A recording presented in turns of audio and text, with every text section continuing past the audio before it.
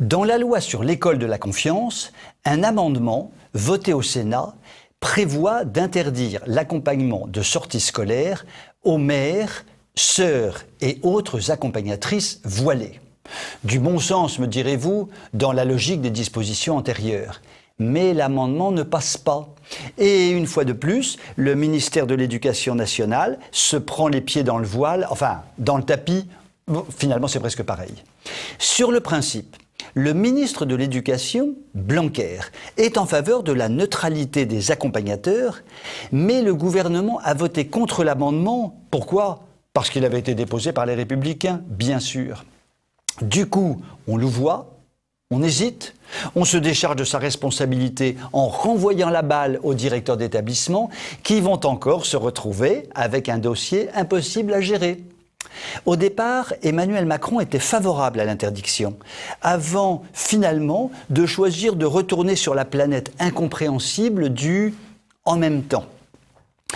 Je cite Manuchon et vous remercie vraiment de m'écrire pour m'expliquer ce que veut dire cette citation de lui. Je cite. Accrochez-vous. Si elles sont dans un cadre qui est à côté de cela, elles sont citoyennes, elles ont leur identité, elles sont là et la société, elle n'est pas laïque et leur permet d'avoir le voile. Fermez les guillemets, fin de citation.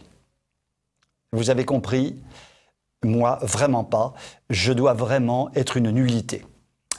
Bon, pour aider le Manu à sortir de l'ambiguïté, Marlène a volé à son secours. Halte à la discrimination, halte à la ségrégation, l'interdiction du voile des mères en sortie scolaire, c'est le retour à l'apartheid. Sus à l'amendement honteux, vive le voile, garant de la dignité de la femme. Ça, Merlénie Chochette, voilà de la défense du droit des femmes où je ne m'y connais pas.